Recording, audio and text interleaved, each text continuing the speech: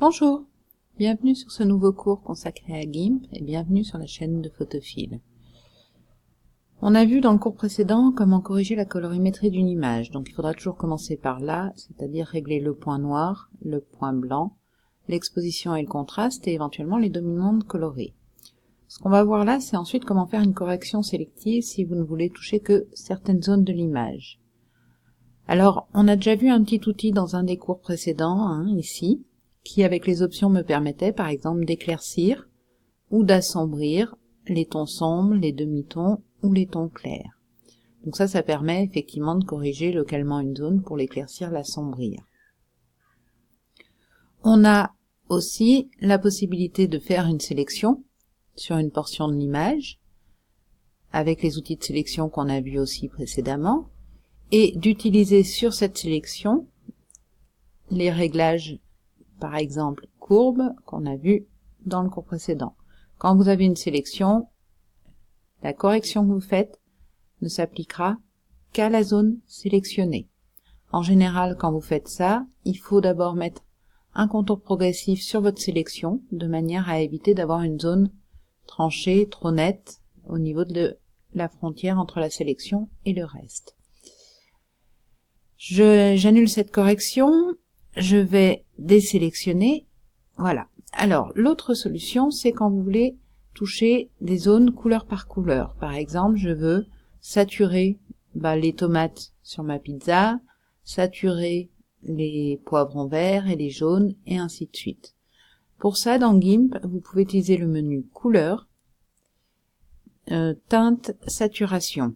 Donc, dans le menu couleur, teinte, saturation. Voilà. Cette petite boîte de dialogue, elle va me permettre évidemment de corriger toute l'image si je reste ici sur mettre. En fait, les modifications que je vais faire, voilà. Par exemple, j'éclaircis toute l'image ou je l'assombris. Ça, c'est des choses, si vous voulez éclaircir toute l'image ou assombrir. Encore une fois, il vaut mieux passer à mon avis par les niveaux et les courbes, comme on a vu dans le cours précédent. Donc, cette boîte de dialogue ne va pas m'intéresser dans cette optique-là. Par contre, elle m'intéresse parce que je vais pouvoir sélectionner la couleur sur laquelle je veux travailler. Par exemple, sur mes rouges, donc ça va toucher ici les tomates, ici le torchon.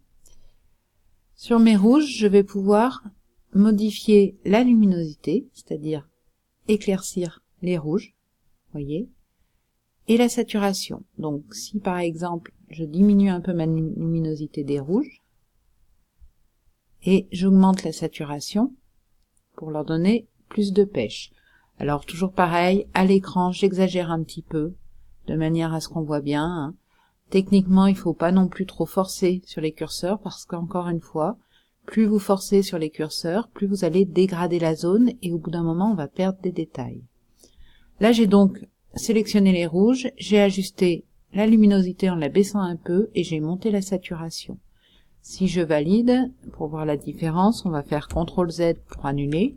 Voilà, on voit très bien, vous voyez, ici on a des tomates moins saturées, je réapplique ma correction, j'ai des tomates qui pètent, entre guillemets, à l'écran.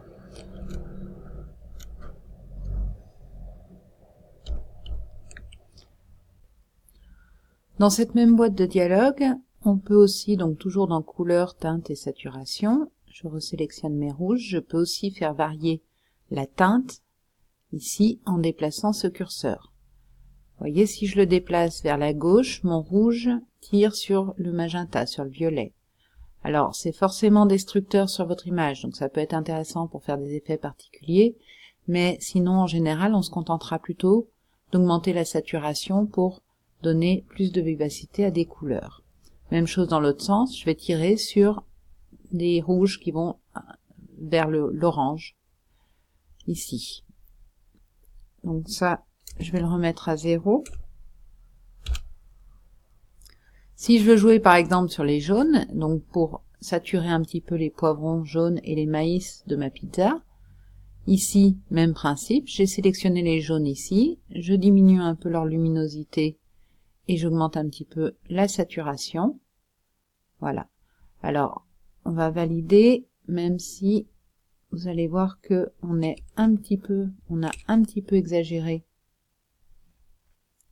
l'effet. Voilà, si je regarde ici, donc édition, annuler teinte, saturation. Ici, on a nos maïs, vous voyez. Là, je fais rétablir teinte, saturation. Voilà. Alors, j'ai saturé, mais là, je suis à la limite de la saturation possible sur cette image, parce qu'on voit, en fait, que j'ai sacrifié des détails. C'est-à-dire que mes maïs n'ont plus vraiment de texture. Ils ont perdu en relief, en fait. Si je fais CTRL-Y pour remettre, voilà.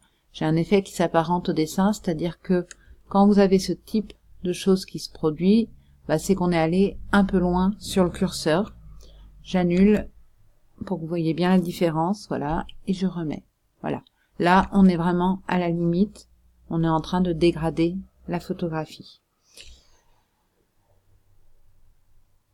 En attendant, ces outils de correction sélective, donc encore une fois, couleur, teinte, saturation, et en sélectionnant chaque zone sur laquelle vous souhaitez travailler, vont vous permettre de, en particulier, de donner de la pêche à certaines couleurs.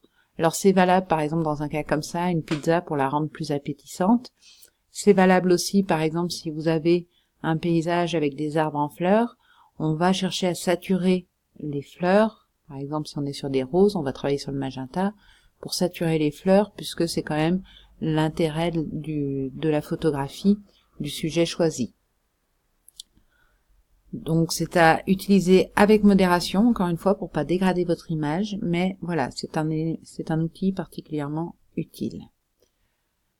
Voilà pour ce cours, je vous dis à très bientôt sur la chaîne de Photophile. Comme toujours, pensez à vous abonner, pensez à nous soutenir en mettant des likes si vous avez apprécié la vidéo, et à transférer aussi les liens vers ceux de vos amis qui pourraient être intéressés par ces cours.